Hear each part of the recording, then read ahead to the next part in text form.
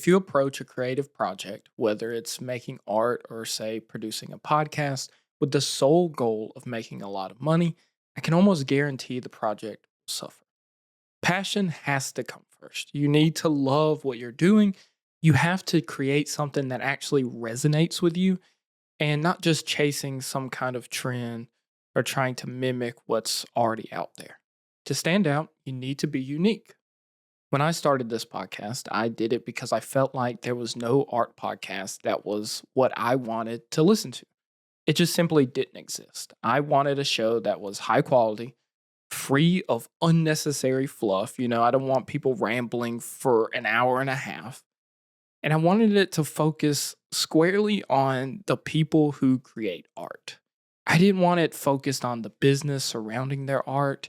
I want to know more of why they paint, the things that inspire them, the things that have happened to them. That's what I wanted to hear about. And it just wasn't out there. My hope was that if I made a show that I genuinely was passionate about, others might enjoy it as well. With that in mind, let's turn to the story of an artist who understands firsthand the importance of creating something you believe in and finding others who believe in it as well. I'm your host, Jacob Johnson. This is the My Art is Real podcast, a narrative journey into the lives that shape art. Today's episode, Ben Frost, right after the break. This episode of the My Art is Real podcast is brought to you by you, the listener. This podcast would not be possible without you sharing this podcast with all your friends and family. Thank you so much for listening. If you would like to take your support a step further, please head on over to myartisreal.com. There you can purchase limited edition art prints that I've created with various artist friends and previous podcast guests. When you purchase these prints, not only are you getting a limited edition print, but you're also supporting me and the artist directly. Thank you so much for listening. Back to the episode. My name is Ben Frost, and I'm a pop art painter. I'm currently living in Melbourne, Australia. And so actually, where in Australia was it that you were raised? So I was born in Australia, up in Queensland, in a place called Mullaney, which is about an hour north of Brisbane. It's a regional kind of town, so kind of grew up in the country. But when I was old enough to get out of there, I got out as quick as I could, and I've been spending a lot of time overseas. And was it really like the country, or just sort of there just wasn't like it was an area where there wasn't much going on, wasn't much interesting? I think as far as growing up, anywhere that you live in Australia feels a little bit like you're a long way from everything. I think that's one of the main things a lot of Australian artists seem to find is that because we are so far away from all the media and the things that we see on the television and the internet, there's a real strong sense of needing to get out, travel. So in my travels, I've noticed how many Australians are going off overseas as soon as they're old enough. If you regularly listen to this podcast, you probably already know that I grew up in the country where there just wasn't much going on. One of the biggest challenges of living out there was you have this heavy dependence on cars to get anywhere you need to be. And of course, that's really hard to do when you're a kid and you can't drive and you can't just walk over to your buddy's house. I think living in the country is often annoying because there's such a distance to get to your friends. You sort of have to make your own fun. Of course, when you're living in the city, you might have a friend who lives on the next street over from you. But having to get your parents to drive you anywhere was always a hassle. Particularly too, like there was no footpaths or anywhere you could like skateboard or even riding a bike was sometimes hard because there wasn't necessarily places to do things like that. Making your own fun is something I know all too well. Like that one summer when I spent practically every day doing flips on a trampoline and watching videos of other people doing flips on trampolines. Or there was a time where we found this giant plastic tube and we climbed inside and just would roll it down the hill for fun. Yeah, it turns out it's a total blast. And so, what sort of stuff were you getting into when you were growing up? I suppose my generation sort of had the first series of computers. So I remember having a Commodore 64, which was just such an old computer now. But yeah, I was really into computer games. And I suppose from a young age, I started working with my parents, who were both shopkeepers. I think even from the age of 11 or 12, I would be working in the shop with them, helping them out, which I think is something that has pushed on further into what I'm doing now and fed my career from there. And the shop that your parents ran, what was it? Um, they had a whole bunch of different retail stores over the years. The main one was a gift shop. So from a young age, they would be buying certain gifts and they were making them as well. So from a young age, that really engendered in me this idea of creating products for exhibition or to show.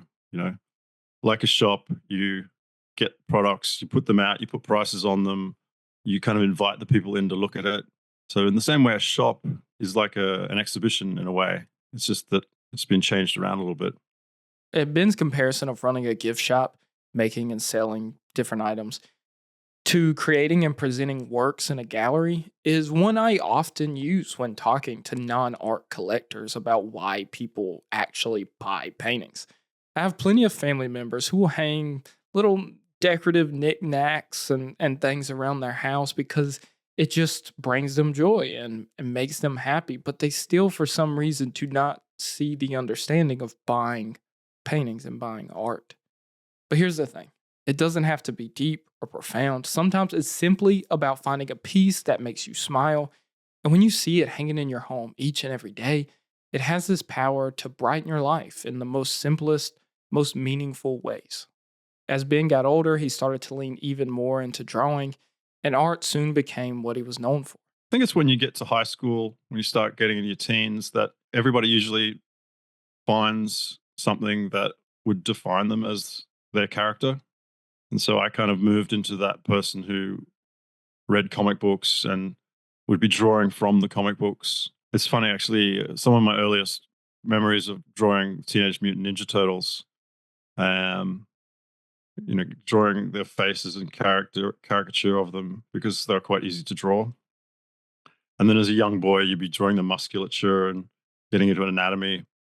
But now that I've got kids, it's just weird that my kids are now into Teenage Mutant Ninja Turtles. This is really strange circular loop. Yeah, I don't think the Ninja Turtles could ever go out of style. I mean, come on, it's fighting turtles who just love pizza. It doesn't get any cooler than that. It didn't take long for him to realize his potential in art. And soon he started to see it as something worth pursuing, not just as a hobby, but as a serious path into adulthood. Yeah, in high school, I would do a lot of drawing. I did the cover of the graduation yearbook. From there, I just felt like I was tapped on the shoulder to be like, okay, you're going to go ahead and be an artist. Leaving high school, I just went straight into that and went to university. And then from university, went straight into doing exhibitions. And I've just been doing that since then. Today, Ben's work has been widely recognized and has been exhibited around the world. But his journey began, just like everyone else's, with a dream and a struggle to find his footing. I think in the beginning, things can be very scary.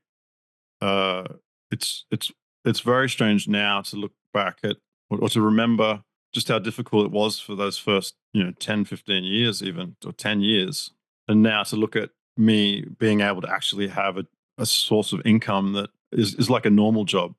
Because I think as an artist, a young artist, you've always got this chip on your shoulder that when someone asks you what you do and you say, oh, I'm an artist, there's always this sense from other people that that's not really a real job. So you have this chip on your shoulder for such a long time. And then when you start getting more successful and actually making a good income, it's it's like you becoming an adult, but at such an older time in your life. For the first 10, 15 years, you'd look around at other friends and they would have real jobs and they'd be the ones who'd have a car and they'd be putting a down payment on a house and doing all these serious adult things. Yeah, I think it becomes very a scary proposition to decide to be an artist and to try and push that as the thing that you do full time.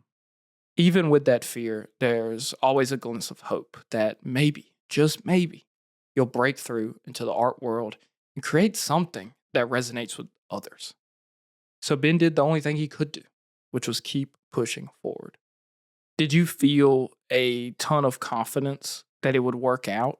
Or how did you feel during that time in college? I was very excited about the idea of being an artist. I didn't really know what kind of artist I would be in the early stages, but reading magazines about exhibitions that were happening in New York or in Los Angeles or London, was just so exciting. So I felt as if that's what I wanted to do. I really needed to go and exhibit overseas, and even just the idea of having like an advertisement for your exhibition in a magazine was like just the greatest idea in the world. Yeah, I just felt that's the world I wanted to be in, and I just had to do whatever I could to get to that. An artist's style can evolve a lot over the years, sometimes even shifting to completely different mediums. Being now known for his paintings, actually started out creating some art that was wildly different. I had aspirations to be quite avant-garde, and I was doing performance art pieces, lots of strange things, nude performances covered in yellow paint, injecting drugs, things where I'd talk to the sun. Really trying to push the boundaries of what was acceptable. And the whole concept of painting to me was just too traditional and too old school. But yeah, when I left university, I tried to push on with that, and that didn't really work out. So I tried my hand at painting, which I had been good at school.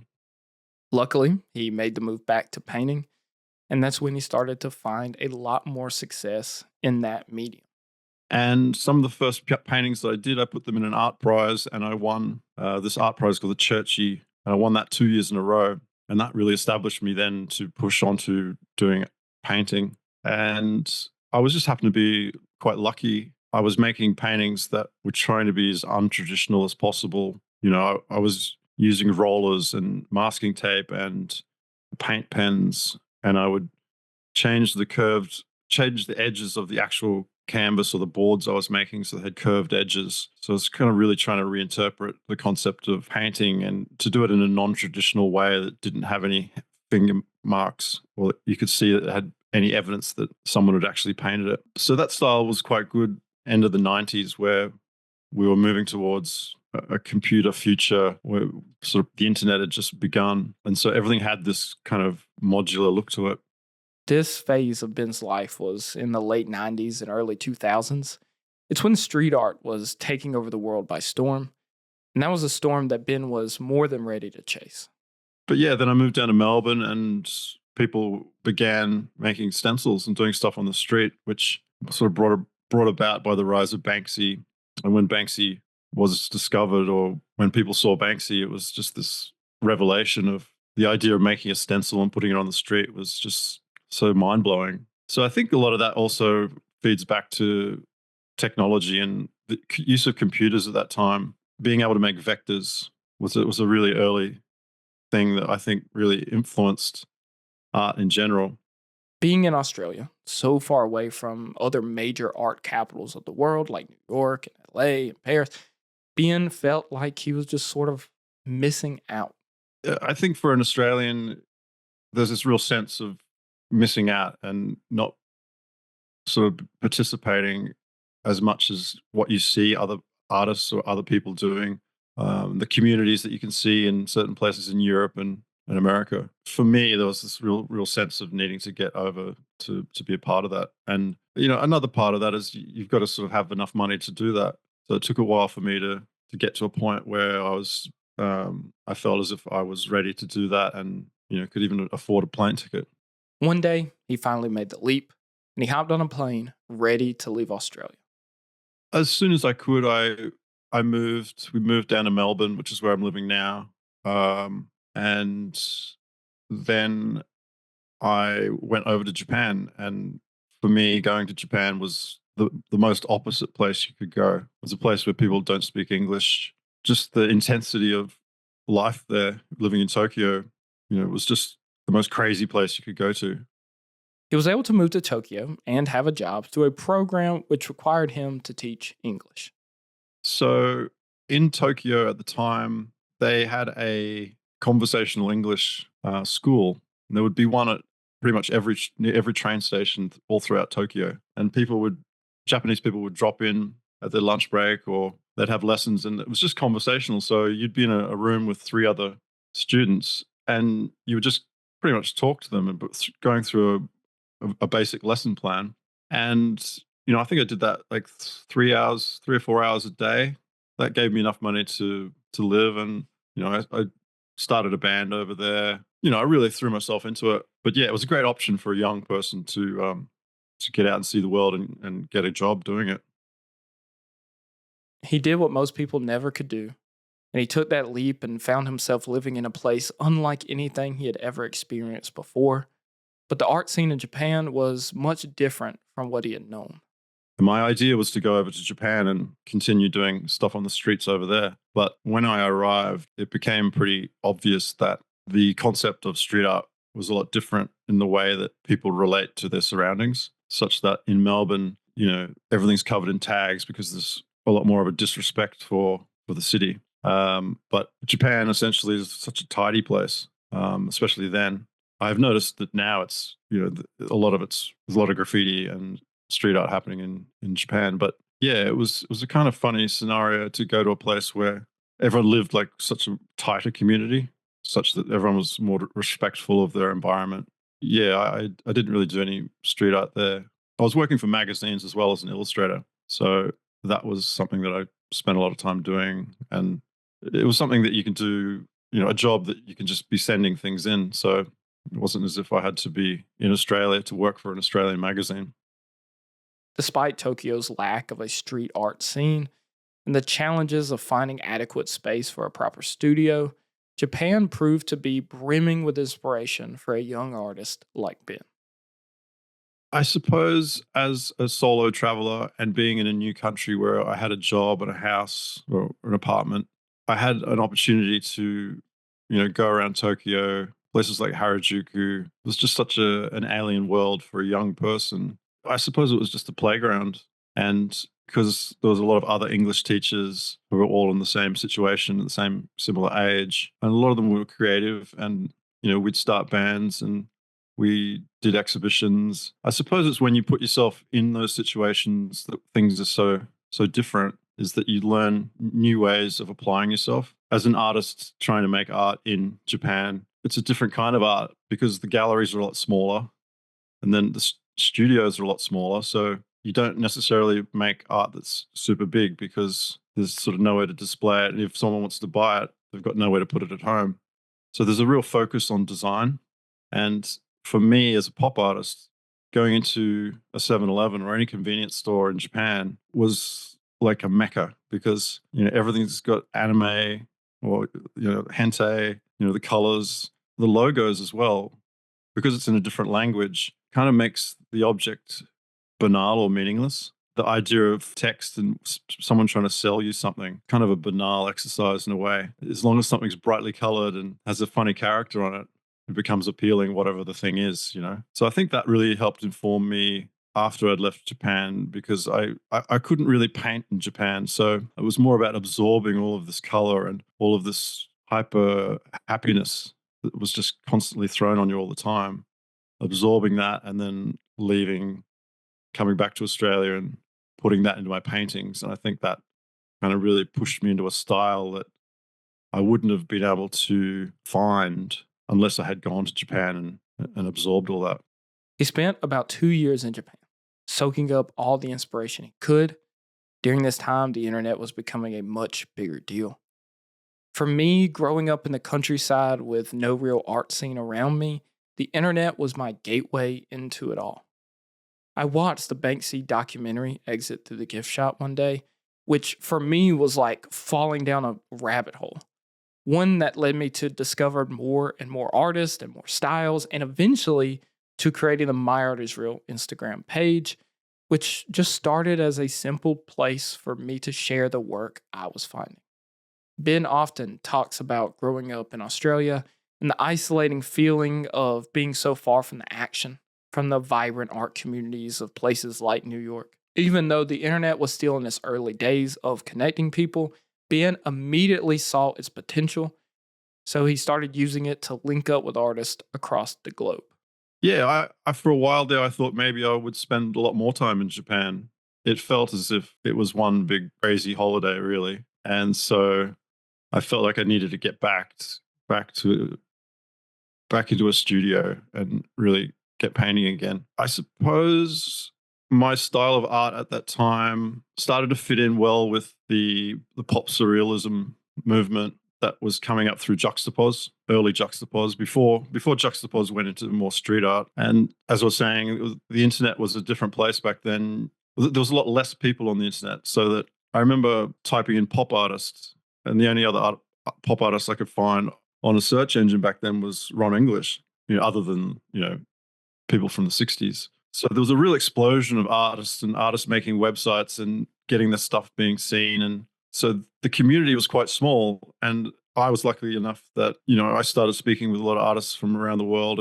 And so they invited me to be in these bigger exhibitions that, it was really the start of a global community. Previous to that, you could only ever find out about what was happening in the art world through magazines.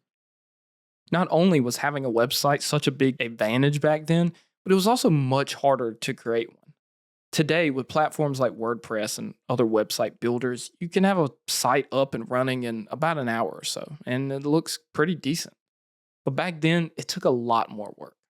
I think the idea of the website was just that when you went online, and there was such creativity to a lot of websites, so much so that being able to see someone else's portfolio of an artist in Sweden or wherever it was, and the website was so well built, it just put that artist on a pedestal way above any other kind of artist. So luckily, I had friends who could do coding and could make me a website. So that became a priority. I think the first website I had was maybe 1999.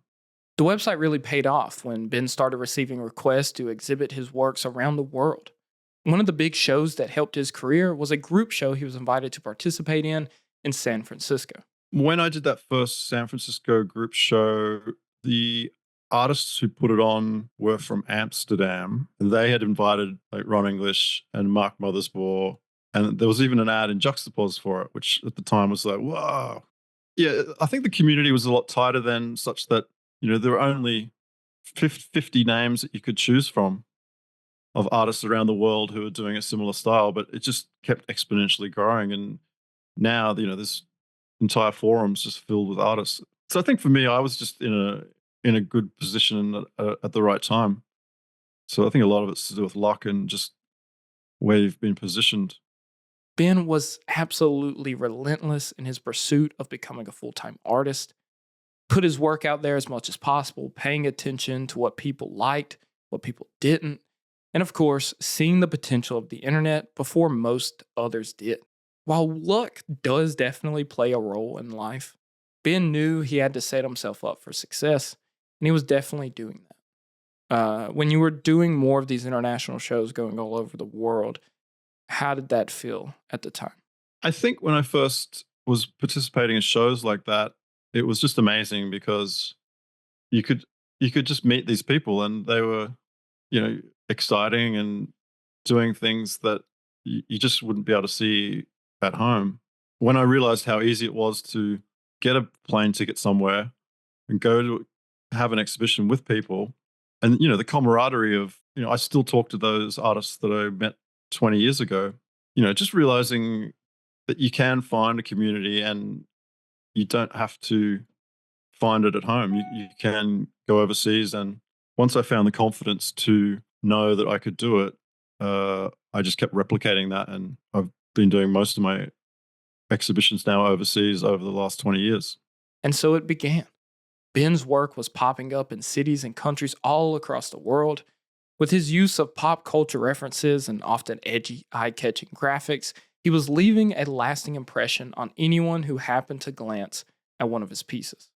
I think when you come up with a style that is unique, that people latch onto, it's just such a buzz. It's like taking a drug. It's like you've found a it's like you're mining and you found a vein of gold in the earth. And so once you find that vein with your little pickaxe, you just want to keep digging and digging and digging and exploring that. I suppose in that metaphor, it's the only downside is you can only dig out that mine for so long before you've got to go and find another mine. And throughout all of this, he also played a key role in helping build up the art community in his home country of Australia. I suppose every artist is trying to be different, though. I know that when I came back from Japan, I moved to Sydney. Street art really was starting to really pick up. That was the buzzword. Everyone wanted street art. And at that time, there was nowhere to sort of to make money out of being a street artist. And there were a lot of street artists in Sydney. So I was making prints of my work, and that was working really well. That was the beginning of prints. Like when you look at an artist like Banksy, he's predominantly known not only for his things he does on the street, but the prints that he sells. And so there was this massive boom of prints. And so I started a print company with a lot of the artists that were around me who didn't really have any way of selling their work. So that company was called Stupid Crap. So Stupid Crap with a K. And it was my way of having a platform or a forum where we could start a community of artists making a similar style and commodify it so that we could sort of generate an income. Around the time that COVID-19 hit, Ben was also becoming a father. With travel restrictions and the added responsibilities at home, he found himself spending more time in Australia. But because he had already built such a strong community through his other exhibitions, through online, he no longer felt that pressure to constantly be doing shows in other cities to make things work. I mean, Ben's style of art is straight up pop art, but one unique twist, one that brings a raw, in your face feeling to his works while also adding plenty of layers of meaning, is his use of drug packages as his canvas. So tell me how the iconic works of medicine boxes came about. So the works on the medicine boxes, I think at the time I was making these big pop art mash up paintings where I would be painting logos and painting characters interacting in these big paintings. And it became apparent that rather than actually painting like a Coca-Cola logo or any kind of brand, I could find the actual packaging that had the logo on it and then just paint onto that packaging. I think at the time I was living above a Asian grocery store, and we shared the same garbage area. And so when I'd be out there throwing my rubbish out, I'd be seeing the disused cardboard boxes that they were throwing out. And because it was an Asian grocery store and they had all this really interesting packaging, I started taking some of that back into my studio and using that as my canvas. It just made sense that my artwork was the idea of my artwork was about using imagery that I was finding, it was appropriation art. So I'd be using Mickey Mouse and I'd be using things I was finding on the internet or in magazines. It made sense then to continue on that I'd be finding rubbish. And I remember seeing there was a Xanax cardboard box that was in the gutter. And I picked it up and I was like, wow, this would be a good idea to paint onto this. But if you actually look at a lot of the drug packages, they're quite nicely designed. And for certain packages, like Zoloft, they'll have the branding and the graphic design on one side, and they'll just have this beautifully open area that I got somewhere to paint onto. So that exploration of finding packages and trying to fit characters onto them to create new meanings and new ideas has been super rewarding. And this series has become an almost collaboration between his collectors and himself. These days, I get people who send me packaging from all around the world. And I know for them, I can sense the feeling of expression that they can have because they're making use of the objects of what their condition is. Like if someone has depression or whatever ailment that they're taking these drugs for, by sending them to me and for me to make art with them is kind of like a therapeutic process, such that there's meaning behind their involvement with the whole medication situation. But it's been a good avenue for me because you don't really think about branding or advertising on with drug packages.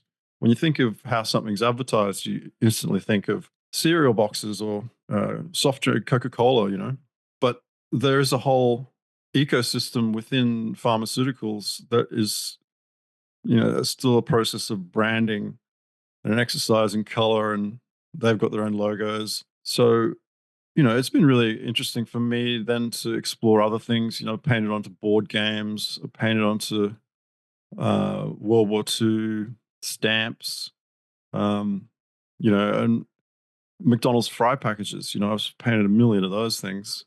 But these are things that are in our environment all the time.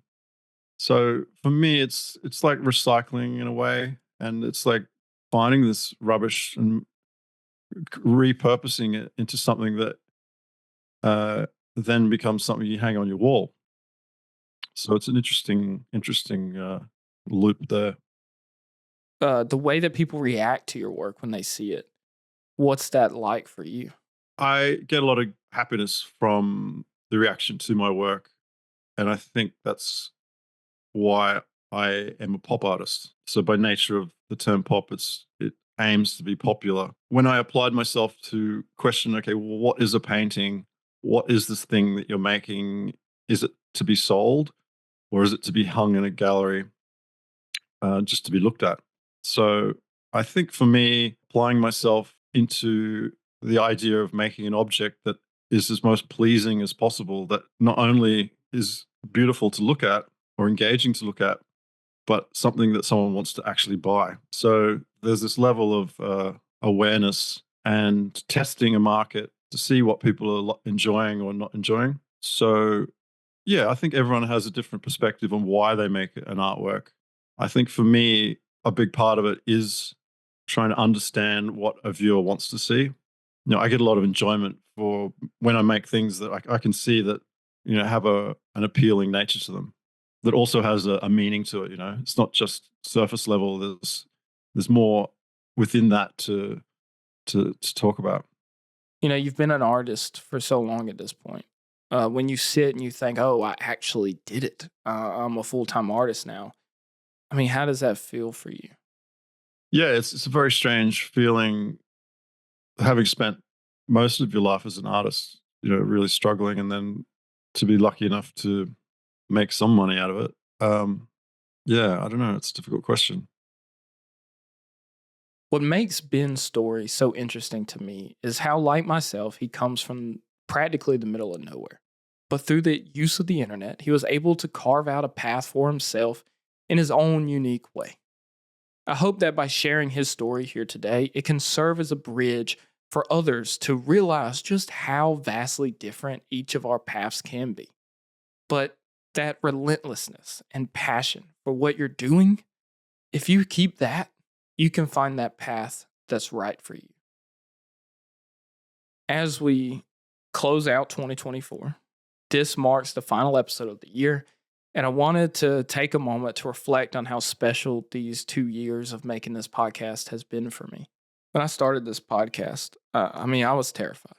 I was worried my voice wouldn't sound right. I was worried no one would listen. I was scared to be vulnerable. But as I sat down to tell these artist stories, I learned so much from each and every one of them. I learned that it's okay to be different, and having a unique voice is a strength. And it's okay to be honest and vulnerable, especially when you live in a world this field is as much fake as we are today. When episode 1 dropped in 2022, I had about 30 listeners within the first couple of days, and I was completely over the moon. Now it's been 2 years relentlessly editing and producing, and now we've reached thousands of listeners each month, and it still blows my mind. And to think that we're already past episode 50, headed on our way to episode 100, it happened in the blink of an eye. And I just can't wait to see what next year is going to hold and where we're going to go from here. Thank you to every single one of you who listens. I know I say that every episode, but it's a true blessing to have all of you listen to my show and appreciate the work I'm putting in and appreciate the stories I'm telling. And when I get emails and messages from all of you saying how inspired you are by certain episodes. That, like, means the world to me, and is what keeps me going. So, thank you for listening. I hope you all have an amazing new year, and I can't wait to see where we all head in 2025.